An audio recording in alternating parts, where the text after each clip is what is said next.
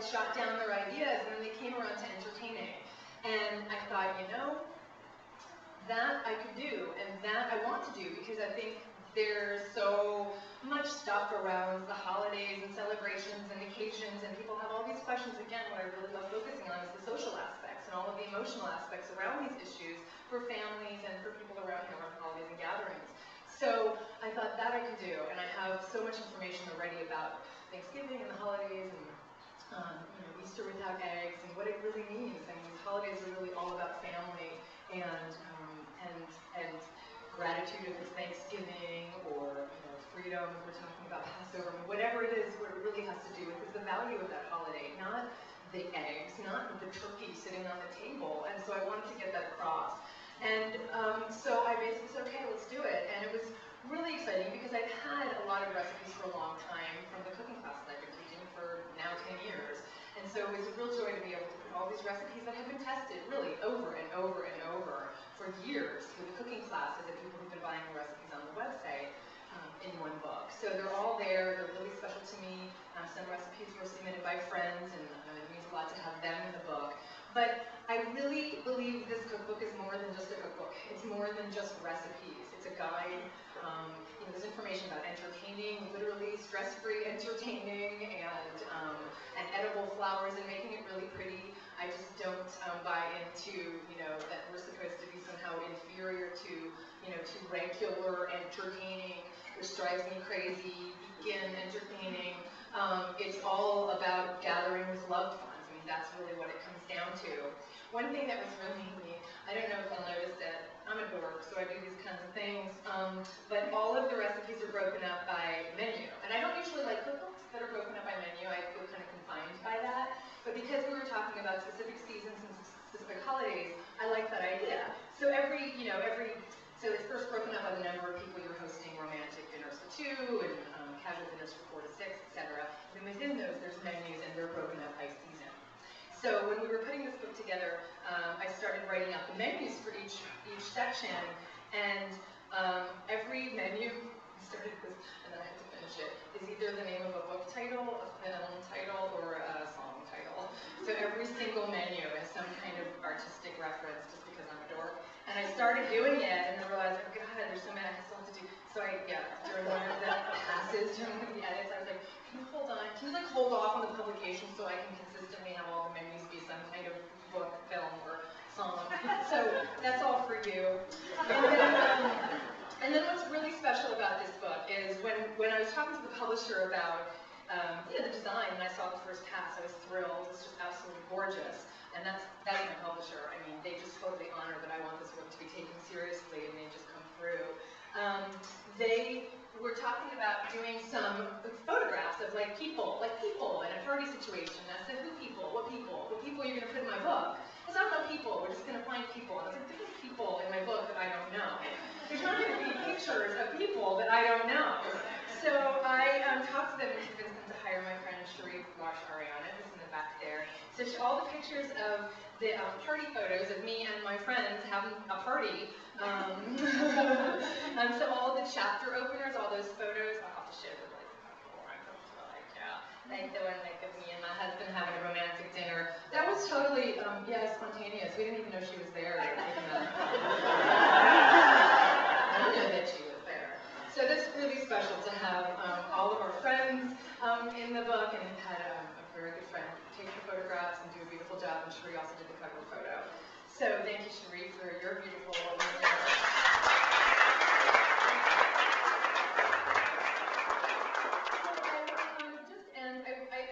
I will be better able to read this than try and do this ad hoc, but I just want to read to you the experience I had with my publisher when we were talking about what this book means, because of that idea that I don't believe that there's something different about vegan entertaining. So can I just share with you the end of the introduction? It says, when my publisher and I threw around ideas for titles of this book, the one thing I insisted on was that we not use the phrase vegan entertaining. To me, that phrase implies that vegans employ some unique method of entertaining, when in truth, they are just normal folk who want to celebrate occasions and gather with friends just like everyone else. It would be disingenuous, however, to say that there isn't something special about a gathering where no animals were harmed for the sake of our pleasure, when a sense of consciousness informs our actions, when our intentions reflect kindness and nonviolence, when our thoughts turn to someone else's needs rather than our own desires, there is no denying that something profound takes place. In the absence of suffering, there is peace. In the presence of compassion, there is joy. That is vegan entertaining. So,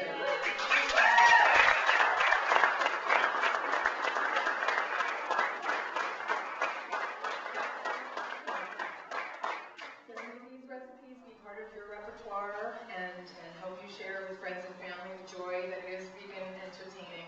And may these recipes help you live intentionally and live your truth in your daily behavior and your daily actions. There's nothing more profound than being able to express our values in our everyday behavior. So thank you so much, everybody, for coming out. I appreciate it. So we can take a little Q&A if you guys are up for it. I'll answer any questions you have. Tell you how I wrote that song. Yes, Mark. So is there anybody in this room who I said to, I'm not writing another book after the vegan table? Okay, this is really the last cookbook I'm doing, but yeah, the cookbook I'm working on right now, the working title is called Color Me Vegan.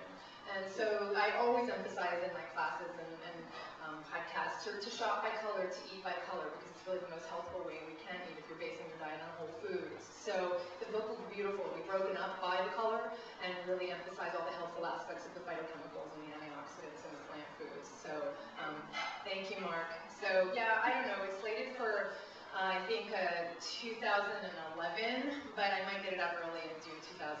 So we'll see. We'll see how it goes. Lori, thank you. The plants, really. Chris. Hi, I was wondering when you're going to be on TV. I was on TV.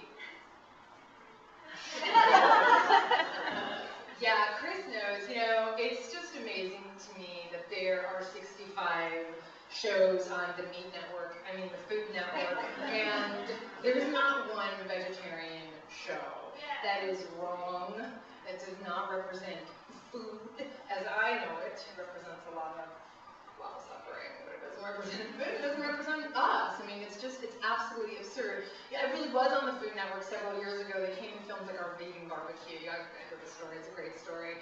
So we had this vegan barbecue in our backyard, right? And the Food Network shot it, and they were awesome. This was right before we were doing the DVD, and they were so psyched about what we were doing that two of the crew members came, one came from LA, one was already in the area, and helped us shoot the DVD. So they were so psyched about what we were doing. The producer loved what we were doing, but she was like, Lily, do you think like people would watch a vegan cooking show? And I was like, yes, like don't call it vegan, call it vegetables raw. I don't care what you call it, but they just think in this box. They constantly think in this box, which is what a lot of us do, right? We just kind of put vegans over here, and that's kind of different and kind of special. Well, we are special, but we're not inferior, and that's kind of how they see it. So, you know, nothing really came of it, but they shot the episode, and it was really lovely. We were definitely scared to see it. We don't have TV, so someone had to tape it for us and bring it over to our house. So we watched the episode. Lovely, beautiful. You can see that, I don't know, it's on YouTube or something. They did a great job. The problem is that within this show called Barbecue with Bobby Flay, they have these sub-segments called Crazy Cues. Crazy Cues. So within this segment, they had an alien barbecue, and yeah, that's crazy, and a gas station barbecue, and a solar barbecue. I'm all for solar. This guy was chasing the sun around, big slab of meat. It was kind of embarrassing. It was awful. And then there were some cool people hanging out in the backyard eating corn and eating polenta and eggplant and crazy food like freaks. We're so crazy. And that's how they couched it. And that's how they couched this. And that was 4 years ago. And to be really honest with you, things really have changed in 4 years. I really have seen a lot more openness in 4 years. But still, there's no show on. So, you know, people have asked that question a lot when, you know, when I'm going to be answering. I never really focused on potentially getting a television show. So in addition to all the other stuff I'm working on getting a TV show, I figured I